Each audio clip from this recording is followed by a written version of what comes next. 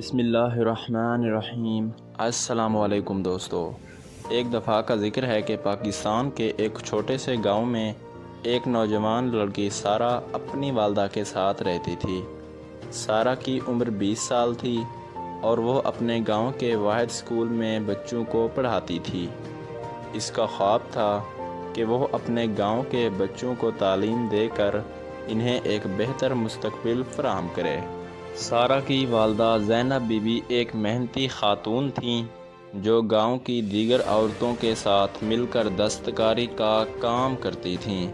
سارہ اور زینب be be کی زندگی سادہ مگر خوشگوار تھی۔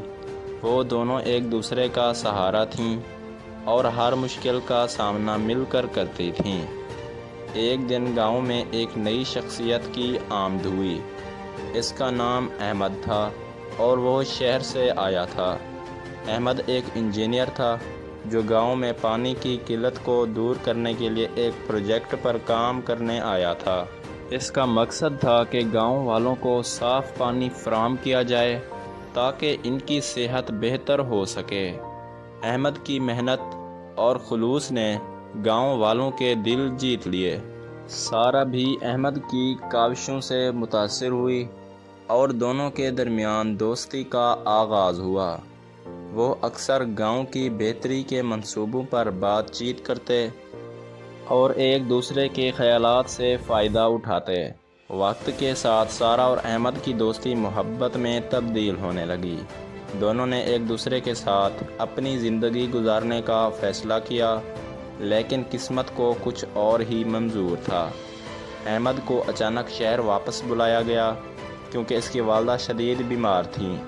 اس نے سارہ سے وعدہ کیا کہ وہ جلد واپس آئے گا اور پھر وہ دونوں شادی کریں گے۔ سارہ نے احمد کی بات پر یقین کیا اور اس کا انتظار کرنے لگی۔ مہینے گزرتے گئے لیکن احمد کی کوئی خبر نہیں آئی۔ سارہ کے دل میں بے چینی بڑھتی گئی۔ اس نے کئی بار احمد سے رابطہ کرنے کی کوشش کی لیکن کوئی جواب نہیں ملا۔ ایک دن گاؤں میں خبر پھیلی کہ احمد کی والدہ کا انتقال ہو گیا ہے اور وہ اب شہر میں مستقل رہائش اختیار کر چکا ہے۔ سارہ کا دل ٹوٹ گیا۔ اس نے محسوس کیا کہ اس کی محبت ادھوری رہ گئی ہے۔ غم کے ان دنوں میں سارہ نے خود کو تعلیم کے کاموں میں مزید مصروف کر لیا۔ اس نے گاؤں کے بچوں کے لیے ایک لائبریری قائم کی اور ان کی تعلیم و تربیت میں مزید محنت کرنے لگی۔ کئی سال بعد گاؤں میں ایک اور تبدیلی آئی۔ حکومت نے گاؤں کی ترقی کے لیے نئے منصوبے شروع کیے اور سارہ کو ان منصوبوں کی نگرانی کی ذمہ داری سونپی گئی۔ اس نے اپنی محنت اور لگن سے گاؤں کو ایک ماڈل گاؤں میں تبدیل کر دیا۔